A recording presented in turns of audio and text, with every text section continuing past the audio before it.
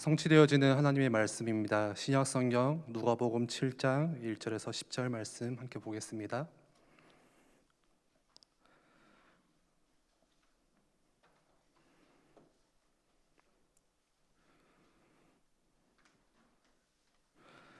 누가복음 7장 1절에서 10절 말씀 제가 봉독합니다. 예수께서 모든 말씀을 백성에게 들려주시기를 마치신 후에 가버나움으로 들어가시니라. 어떤 백부장의 사랑하는 종이 병들어 죽게 되었더니 예수의 소문을 듣고 유대인의 장로 몇 사람을 예수께 보내어 오셔서 그 종을 구해 주시기를 청한지라. 이에 그들이 예수께 나와 간절히 구하여 이르되 이 일을 하시는 것이 이 사람에게는 합당하니이다. 그가 우리 민족을 사랑하고 또한 우리를 위하여 회당을 지었나이다 하니 예수께서 함께 가실새 이에 그 집이 멀지 아니하여 백부장이 벗들을 보내어 이르되 주여 수고하지 마옵소서. 내 집에 들어오심을 나는 감당하지 못하겠나이다. 그러므로 내가 주께 나아가기도 감당하지 못할 줄을 알았나이다. 말씀만 하사 내 하인을 낫게 하소서. 나도 남의 수하에 든 사람이요 내 아래에도 병사가 있으니 이더러 가라 하면 가고 저더러 오라 하면 오고 내 정도로 이것을 하라 하면 하나이다. 예수께서 들으시고 그를 놀랍게 여겨 돌이키사 따르는 무리에게 이르시되 내가 너희에게 이르노니 이스라엘 중에서도 이만한 믿음은 만나보지 못하였노라 하시더라. 보내었던 사람들이 집으로 돌아가 보매 종이 이미 나아 있었더라. 아멘. 이 시간 시공간을 초월하는 주님의 능력이라는 말씀 제목으로 박성사 목사님 말씀 주시겠습니다. 큰 은혜 받으시기 바랍니다. 우리 삶에는 참 많은 크고 작은 문제들이 있는 것 같습니다. 그런데 이 문제들을 우리가 조금만 주목해서 자세히 들여다보면 모두가 나쁜 것만은 아닌 것 같아요. 이 문제들이 우리로 하여금 한계의식을 자꾸 느끼게 하고요.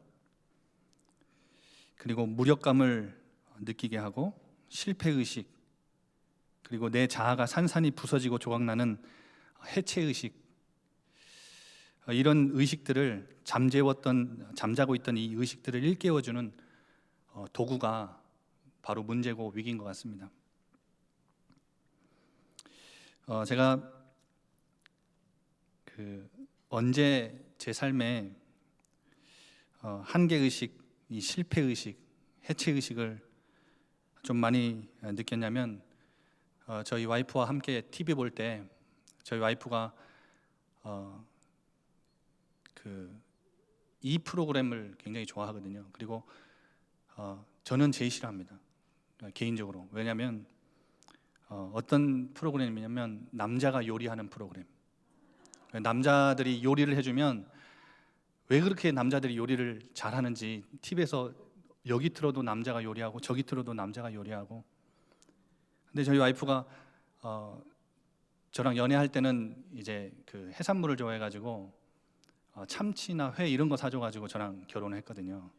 그런데 이제는 참치 잘 사주는 남자가 아니라 요리 잘하는 남자로 이상형이 바뀌어가지고 TV 보면 요리 잘하는 남자 보면 그 와이프는 얼마나 행복할까, 이렇게 그걸 느끼면서 저는 요리를 진짜 못하거든요. 그래서 예전에 몇 번 도전을 해봤는데 그 닭도리탕 그렇게 어렵지 않잖아요. 근데 닭이 덜 익었더라고요. 그래가지고 와이프가 덜 익었는데도 너무 맛있다고 막 이제 먹어주더라고요. 근데 먹어주는 이유가 더 열심히 노력해서 요리를 해내라 이런 말이죠. 그런데 배장현 목사님도 요리 맨날 그 음식만 잘 먹는 줄 알았는데 사모님한테 막 요리도 하고 막 SNS에 올리더라고요. 한 번은 저희 와이프가 사모님, 배장현 목사님 사모님 그 SNS인가 누구 SNS를 저한테 들이밀더니 배장현 목사님도 이렇게 음식 하는데 조금, 그래서 제가 개인적으로 가장 싫어하는 프로그램이 남자가 요리하는 프로그램입니다. 그때마다 요리를 못하는 요알못인 제 한계를 늘 느끼면서 한계의식을 부딪히고 실패의식을 느끼고 해체의식을 느낍니다. 그런데 저는 요리하는 부분만이 아니라 제 인격적인 부분에서도 늘 한계의식을 느끼고 제 수준 그리고 제 환경, 제 현실에 늘 무력감과 실패의식을 늘 느낍니다. 그런데 사실 우리는 모든 삶의 영역에서 이런 실패의식, 한계의식, 해체의식들을, 무력감들을 느끼고 있습니다. 가지고 싶은 건 많은데 돈이 한계가 있죠. 돈 버는 인컴이, 수익이 한계가 있어요. 그리고 여러분 돈 많이 벌어서 큰 사업들을 하고 싶은데 사업에도 한계가 있고요. 일도 너무 잘하고 싶은데 내 능력에는 한계가 있어요. 그리고 우리 학생들은 공부 굉장히 잘하고 싶은데 지식의 한계가 있죠. 그리고 건강하고 싶은데 조그마한 질병 하나에 무너지는 이런 한계의식들을 많이 느낍니다. 그리고 인간관계도 사실은 우리가 늘 갈등하고 스트레스를 많이 받는 이유가 그 사람을 내가 이해할 수 있는 이해력이 있고 수용력이 있으면 넘어서겠는데 늘 스트레스가 되는 이유는 이 이해력이, 수용력이 한계가 있는 거죠. 그리고 내 자녀도 소통 굉장히 잘하고 싶은데 이 소통 능력, 공감 능력이 우리에게 늘 부족해서 그 아이들 그 케어하는 프로그램에서 그 전문가 있지 않습니까? 조금 통통하신 전문가 얼마나 소통을 잘하는지 그런 분들처럼 공감 능력을 갖고 있으면 좋겠는데 한계지요. 그리고 우리 시간도 사실은 24시간이 부자든 가난한 자든 다 24시간 안에 살아갑니다. 그리고 우리 공간도 우리가 한 장소에만 있을 수 있지 다른 공간에 같이 동시에 있을 수 없지요. 여러분 지금 우리가 이런 인간에게 다가온 인간의 안에 있는 잠재되어 있는 이 한계의식, 무력감, 실패의식, 해체의식들을 가장 뼈저리게 느끼고 있는 때가 이 코로나 바이러스 팬데믹 시대인 것 같습니다. 이 코로나 팬데믹 때문에 미국에서는 성경책 판매량이 급증했다 그러죠. 그리고 구글과 같은 그 인터넷 검색하는 검색창에 미국의 많은 사람들이 믿음, 신, 기도 이런 단어들을 굉장히 많이 검색을 하고 있다고 합니다. 여러분 그 창세기에 보면 하나님이 에덴 동산을 지으시죠. 그런데 이 자유로운 에덴 동산 한가운데 하나님이 경계선 하나를 그으십니다. 그게 뭐냐? 선악과입니다. 동산나무 모든 실과는 다 먹어도 되는데 선악과만 먹지 마. 자유로운 존재인데 하나님이 한계를 그으신 겁니다. 한계선을 두신 거예요. 왜냐? 한계성이 곧 피조성입니다. 인간은 스스로 생긴 존재가 아니라 피조물임을 인정해야만 하는 존재. 조물주가 필요한, 그리고 조물주가 만든 피조물이라는 것을 늘 인지하며 살아가도록 하나님이 한계를 그어 두신 겁니다. 여러분 이스라엘 민족도 그 400년 넘게 애굽에서 종노릇 하다가 하나님이 어린 양 피 발라서 건지셨지요. 그런데 여러분 저는 이 내용을 보면 진짜 하나님이 문제와 위기를 왜 이스라엘 민족 하나님의 자녀들에게 주시는지를 너무나도 선명하게 볼 수 있습니다. 가나안을 향해서 빠른 길이 있는데 하나님은 홍해 앞으로 인도하셨습니다. 그리고 성경에 보면 더 재밌는 사실은, 더 흥미로운 사실은 바로의 마음을 하나님이 완악하게 만드셔서 애국 군대를 뒤쫓아가게 만드십니다. 벼랑 끝으로 이스라엘 민족을 몰아가십니다. 하나님이 취향이 독특해서 구원하자마자 죽이시려고 하실까요?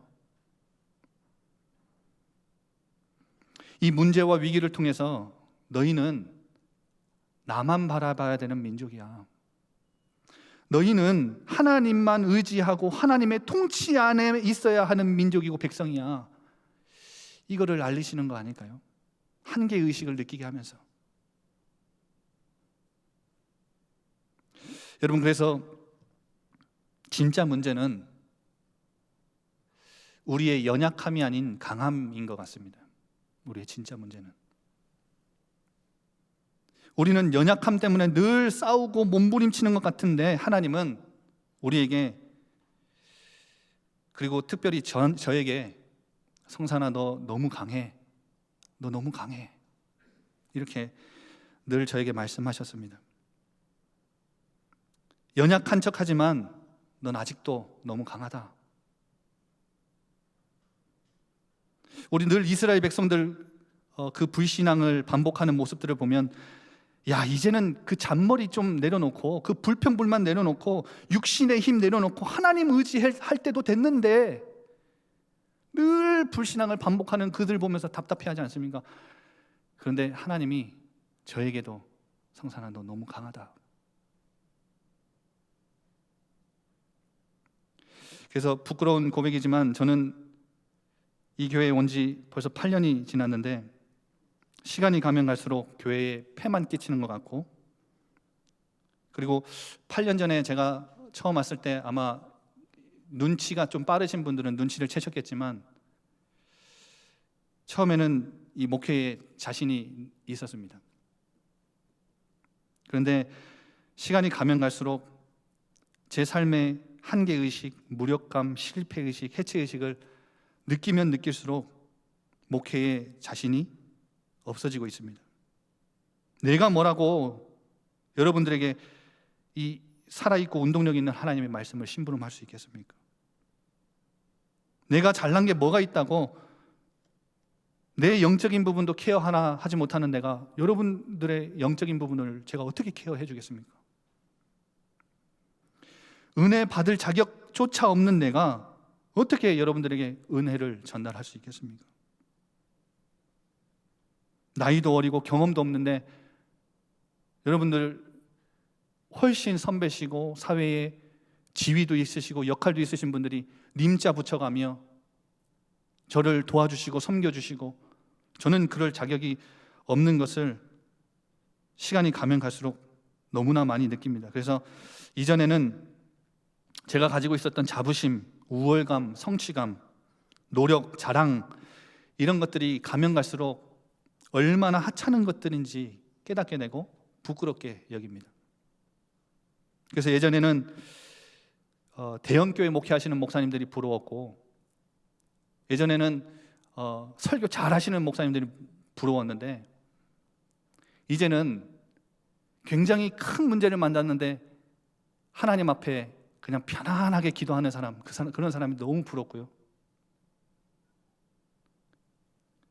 그리고 언제든지 하나님의 은혜를 갈망하며 그 영적인 것 더 사모하며 엎드리는 자, 그런 사람들이 얼마나 부러운지 모릅니다.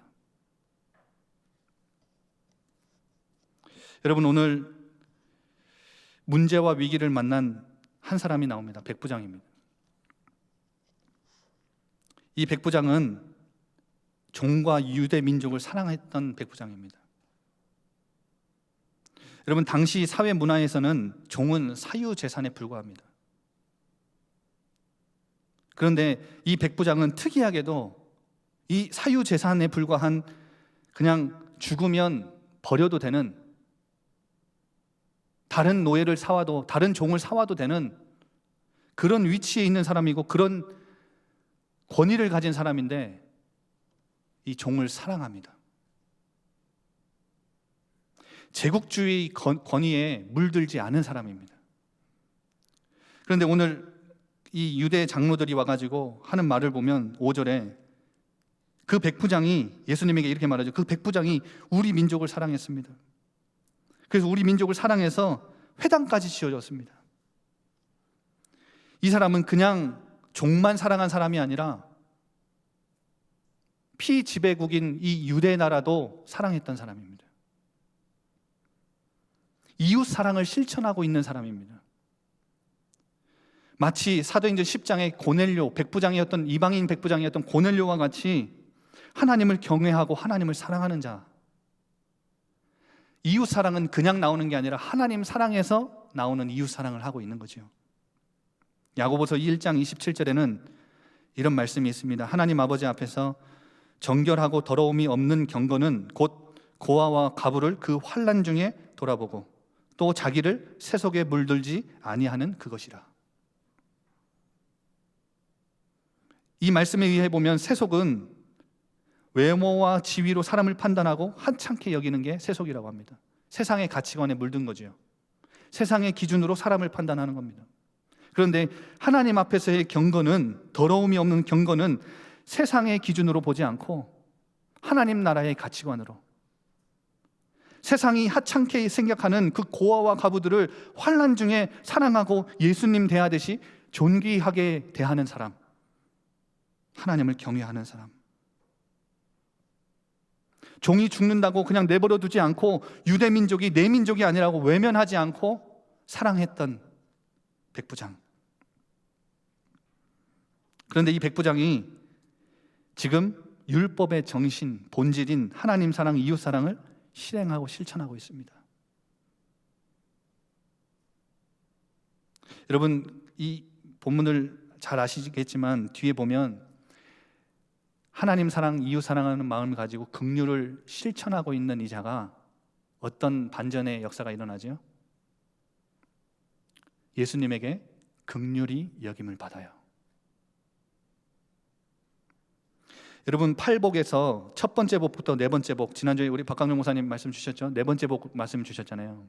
첫 번째 복부터 네 번째 복까지는 하나님께 대하여, 그리고 다섯 번째부터 여덟 번째까지는 사람에 대하여. 그런데 이 사람에 대한 복, 첫 번째가, 다섯 번째가 뭐냐면 긍휼히 여기는 자는 복이 있다.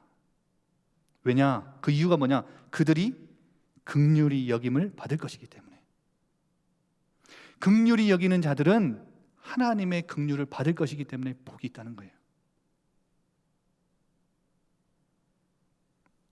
여러분, 하나님은 긍휼이 풍성하신 분입니다. 오늘 나영원 목사님 오전에 5가지 예수님의 하나님의 이름에 대해서 소개를 했지요. 근데 저는 오늘 이 긍휼이 풍성하신 하나님, 이 하나님의 성품을 소개하고 싶습니다. 여러분, 우리가 받은 은혜와 사랑과 축복은 무엇을 통해 주어진 건지 아십니까? 바로 긍휼을 통해서 주어진 겁니다. 여러분, 긍휼이라는 것은 무슨 뜻이냐면 히브리어로 라함이라고 합니다. 어머니의 여자의 자궁, 태를 의미합니다. 비유적으로는 하나님의 모성애적인 감정을 뜻하지요. 그 자녀를 태에 품고 사랑과 그 은혜와 그 불쌍히 여김과 연민과 동정과 그런 걸 느끼는 겁니다. 여러분, 우리가 구원받은 그 그리스도의 십자가의 은혜가 하나님이 우리 인간을 불쌍히 여기셨기 때문에 그리스도를 주신 겁니다.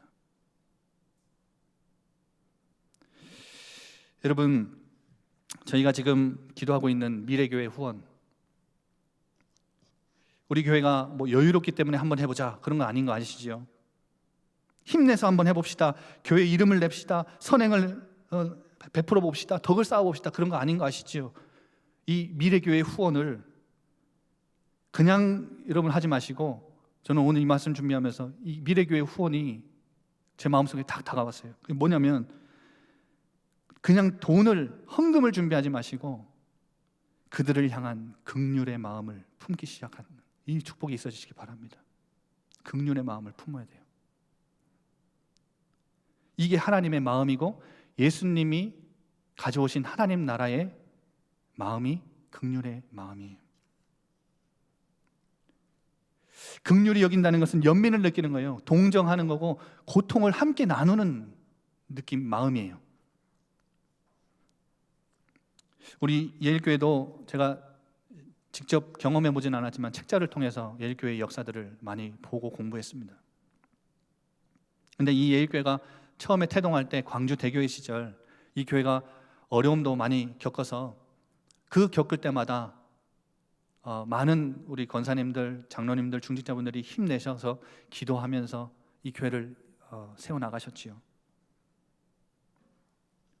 여러분, 우리 중직자분들, 우리 교회 신앙생활 오래 하신 분들은 그때의 그 모습을, 그때의 그 아픔을 한번 생각해 보십시오.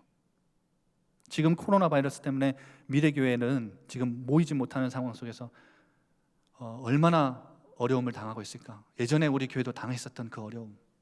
여러분 그 마음을 다시금 한번 되새겨 보십시오. 그 마음을 담으십시오. 그리고 기도하십시오. 또한 교회 신앙생활 오래되지 않으신 분들은 여러분 가정에 자녀가 중요한 뭔가 대학 등록금을 내야 되고 월세를 내야 되는데 없어요. 얼마나 힘들까? 얼마나 고통스러울까? 얼마나 절박할까? 여러분 그 마음을 한번 생각해 보십시오. 내 교회처럼, 내 교회의 어려움처럼, 내 자녀의 어려움처럼 그게 긍휼의 마음입니다. 저는 여러분들이 하나님 앞에 긍휼히 여기심을 받고 복 받기를 바랍니다. 그래서 여러분 지금 힘드시고 어려운 상황인데 헌금을 많이 하십시오 이 말이 아닙니다. 단돈 10,000원을 하더라도 여러분 마음에 그 교회를 향한 미래교회가 세워지기를 간절히 원하는 그 하나님의 마음, 긍휼의 마음을 품고 하나님 앞에 드리십시오. 그리고 특별히 소상공인들 여러분 여기 우리 교회 계시지요? 정부에 대해서 불평과 원망만 계속 쏟아내고 있다고 해서 현실이 바뀌는 거 아닙니다. 다행히 내일부터는 제한 시간을 푼다고 하지요.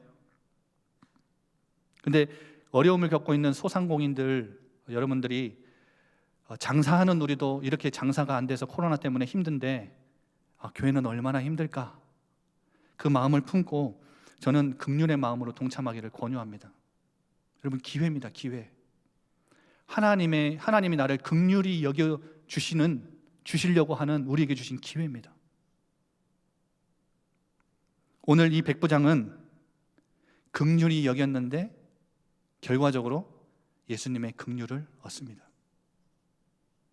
하나님은 우리가 이웃을 사랑하고 하나님 사랑하는 마음 가지고 긍휼을 베푸는 것을 그 조그마한 손길을 하나님 절대 잊지 않으십니다.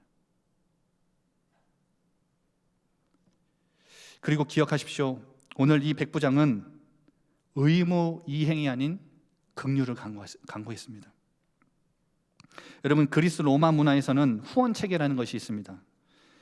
후견인이 있고요, 피보호자가 있는데 이 둘의 관계는 상호성 기반을 한 관계입니다. 주거니 받거니 하는 관계죠. 피보호자는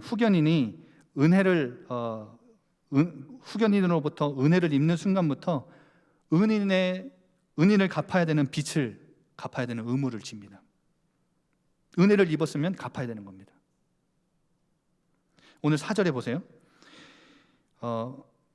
유대 장로들 몇 사람을 보내서 예수님에게 긍휼을 간구하죠. 그런데 오늘 4절에 보면 유대 장로들이 예수님께 나와서 이렇게 합니다. 예수님, 이 사람에게 이 일을 행하는 것이 합당합니다. 이 사람의 청을 들어주는 것이 이 사람에게는 합당합니다. 5절에 보면 그가 우리 민족을 사랑하고 우리를 위하여 회당을 지었지 않습니까? 한마디로 예수님 당신도 유대인이니까 이 백부장에게 은혜를 입은 겁니다. 이 사람이 간구하는 그 청을 들어주는 게 마땅합니다. 합당합니다. 의무를 이행하라는 부탁입니다. 그런데 그 뒤에 보시면 6절에 예수님께서 함께 가십니다. 그 집이 멀지 않아서 이 백부장들과 같이 보내는데 이 장로들과 같이 그 집을 향하는데 이 백부장이 깜짝 놀랍니다. 예수님이 우리 집까지 오실 줄은 꿈에도 상상을 못한 겁니다. 그래서 자기 집에 있는 벗들을 친구들 보냅니다. 주여 수고하지 마옵소서. 뭐라고 고백하죠? 내 집에 들어오심도 나는 감당 못하겠습니다. 7절에 내가 주께 나아가기도 감당하지 못할 줄을 알았나이다.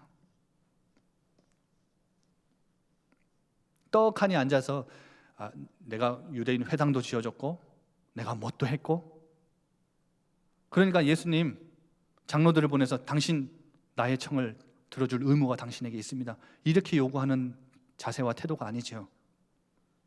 뭐 하는 거예요? 예수님을 만나뵐 자격조차 없는 것을, 그런 죄인인 것을 인식하고 낮아지고 겸손한 사람인 거예요. 의무 이행을 내가 이만큼 했으니까 의무를 예수님께 지워주는 게 아니라 긍휼을 간구하고 있는 거예요. 당신이 우리 집에 나는 들어오는 것도 감당하지 못합니다. 나는 당신을 뵐 자격조차 없는 사람입니다.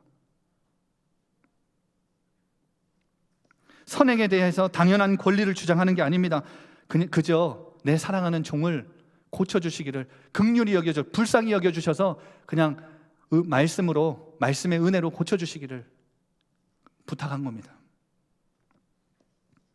여러분, 저는 여러 가지 문제들을 겪을 때, 위기들이 제 삶에 다가왔을 때 한때 이런 기도도 많이 했습니다.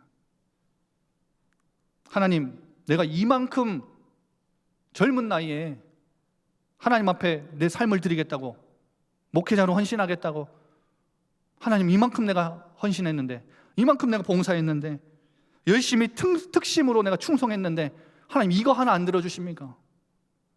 이거는 좀 들어주실 만하지 않습니까?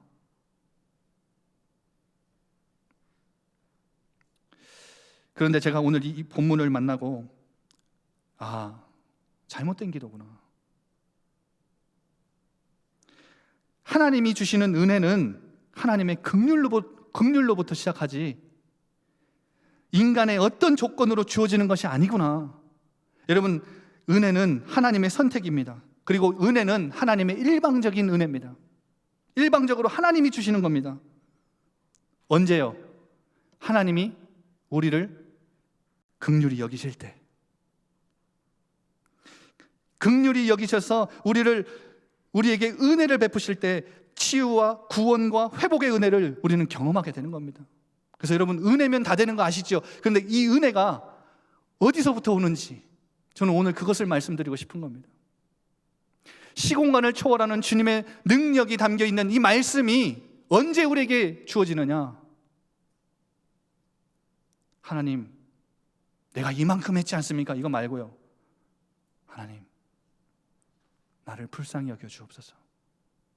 하나님이 나를 돌아보셔야 됩니다. 여러분, 예수님이 긍휼히 여기실 때 오병이어의 기적과 칠병이어의 기적은 이 무리들을 보고 굶주릴 것들을 보고 하나님이 이들을 불쌍히 여기셨다고 분명히 성경은 기록합니다. 예수님이 긍휼히 여기실 땐 기적이 일어났습니다. 예수님이 인간을 긍휼히 여기실 때 치유가 일어났습니다. 여러분, 이런 은혜들은 어디서 시작된다고요? 하나님이 우리를 불쌍히 여기실 때. 그래서 여러분, 하나님의 은혜는 자격을 내세우며 나가는 자들의 것이 아닙니다. 불쌍히 여겨달라고, 하나님의 긍휼이 필요하다고 엎드리며 기도하며 간구하며 나아가는 자들에게 하나님의 은혜는 임하기 시작합니다. 여러분, 무엇에 근거해서 하나님의 은혜를 간구하고 계십니까? 코로나19 바이러스 때문에 저희는 1년 내내 모든 예배, 모든 기도회 때 우리는 계속 간구했습니다. 그런데 하나님, 우리가 이만큼 기도했는데 좀 들어주셔야 되지 않겠습니까? 그것도 이 의무 이행의 하나겠죠. 우리가 열심히 했으니까, 우리가 뭔가 노력했으니까, 하나님 이만큼 기도했으니까 하나님 들어주실 만도 하는데 왜 아직도 안 들어주십니까? 아닙니다. 여러분, 지속적으로 하나님의 긍휼하심으로 인한 은혜 간구해야 됩니다. 하나님의 뜻이 있습니다.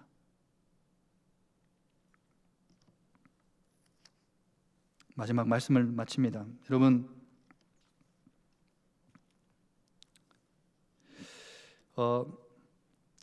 주님이 하나님 나라의 사역을 시작하시면서 아까도 말씀드린 대로 누군가를 치유하고 기적을 베푸실 때, 이 긍휼히 여기실 때 놀라운 일들이 일어났는데, 여러분, 치유받은 자들의 특징을 보면 다 다윗의 자손 예수여 나를 불쌍히 여겨주소서 긍휼을 간구하며 예수님께 나왔죠.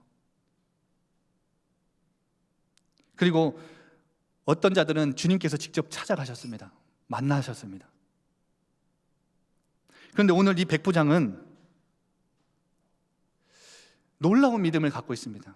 예수님이 칭찬하신 믿음을 갖고 있습니다. 어떤 믿음입니까? 말씀 하나면 된다. 주님이 직접 우리 집에 찾아오지 않으셔도 말씀하시면 된다. 하나님께 긍휼을 간구하며 예수님이 내 종을 불쌍히 여기셔서 그냥 그 자리에서 은혜로 그냥 말씀만 선언하시면 내 종이 낫겠다. 시공간을 초월하는 주님의 능력이 그냥 말씀만 하시면 내 종이 낫겠다. 그러면서 긍휼을 간구한 거지요.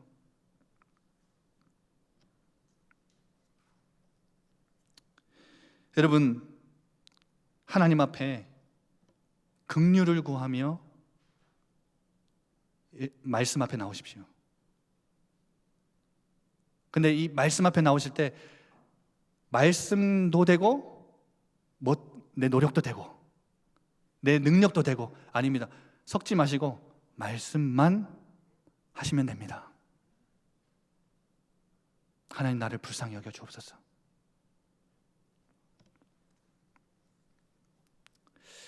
그때 시공간을 초월하는 주님의 능력을 맛보게 될 것입니다. 그때 주님이 이 시대에, 이 광주 호남 땅에서 이만한 믿음을 내가 만나본 적이 없다, 이렇게 칭찬하실 겁니다. 여러분, 오늘 이제 찬송 388장을 부를 건데 제가 이 찬송 하나만 소개를 해드리고 마치겠습니다. 388장 한번 펴보실래요? 이 감리교 창시자인 존 웨슬리의 동생 찰스 웨슬리가 지은 곡입니다. 이 찰스 웨슬리는 6,000여 곡의 찬양을 지은 사람인데, 어떤 사람은 영어로 된 찬양 중에 최고의 찬송가다, 이렇게 극찬을 했지요.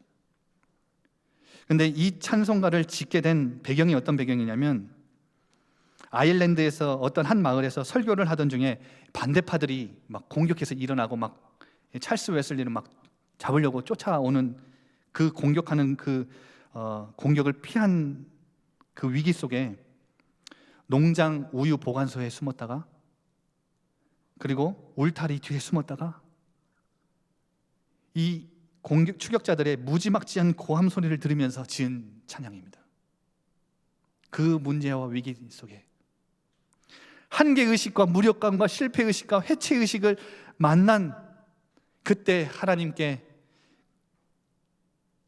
긍휼과 자비와 은혜와 보호를 간구하며 나아가는 찬양입니다. 그래서 제가 오늘 영어 찬양이기 때문에 영어 찬양을 직역한 PPT를 하나 준비했는데 한번 보실래요? 제가 읽어드릴게요. 내 영혼의 사랑이 되신 예수님, 제가 당신의 품으로 뛰어들게 허락하소서. 내 옆에 파도가 소용돌이 칠 때, 폭풍이 여전히 높게 몰아칠 때도 오 주여, 생의 태풍이 지나갈 때까지 나를 숨겨주소서. 피난처인 항구로 안전하게 인도하시고 최후의 저의 영혼을 받아주소서. 2절입니다. 저는 다른 피난처가 없나이다. 도움받을 곳 없는 내 영혼은 당신에게만 의지하나이다. 아, 저를 홀로 두지 마옵소서. 계속해서 저를 도우시고 위로하여 주옵소서. 내가 의지하는 것이라곤 당신밖에 없나이다. 나의 모든 도움은 당신에게서만 오나이다. 당신의 날개 그늘로 의지할 곳 없는 저를 가리워 주소서. 3절입니다. 오 구원의 주님, 당신만이 내가 바라는 모든 것이니이다. 나는 당신 안에서 모든 것을 발견하나이다. 쓰러진 자들을 일으키시고 연약한 자들에게 힘을 주시고 병든 자를 낫게 하시고 눈먼 자를 인도하시는도다. 공의롭고 거룩함이 당신의 이름이로소이다. 저는 불의한 것밖에 없나이다. 나는 거짓되고 죄악으로 가득 찼으나 주님의 진리와 은혜가 충만하나이다. 4절입니다. 주님에게는 충만한 은혜가 있사옵고 내 모든 죄를 덮을 은혜가 있습니다. 치료하는 물줄기가 넘치게 하시고 나를 안에서부터 깨끗하게 지켜주소서. 생명이신 주님은 생명의 샘이니이다. 값없이 당신의 생명수를 마시게 하소서. 당신이 내 심령 안에서 샘처럼 솟아나소서. 영혼까지 솟아나소서. 고난과 역경과 생명의 위협 가운데 여러분, 한계의식, 무력감, 실패의식, 해체의식을 느끼고 계십니까? 하나님께 긍휼을 구하십시오. 하나님, 나에게 긍휼을 베풀어 달라고, 나를 불쌍히 여겨 달라고. 그리고 어려움 가운데 계십니까? 여러분, 긍휼히 여기십시오. 그럼 하나님이 우리를 긍휼히 여기실 것입니다. 이 시간 다 같이 기도하겠습니다. 하나님의 말씀을 붙잡고 하나님의 은혜가 시작되는, 하나님의 사랑과 축복이, 하나님의 기적이, 하나님의 치유가 시작되는 하나님의 긍휼, 나를 불쌍히 여겨달라고, 그리고 내 주변을 불쌍히 긍휼히 여길 수 있도록 우리에게 은혜 베풀어 달라고, 말씀이면 된다는 이 믿음 고백하고 있는 우리에게 하나님 우리를 불쌍히 여기셔서 말씀을 허락해 주옵소서. 다 같이 기도하겠습니다. 살아계신 아버지 하나님 감사합니다.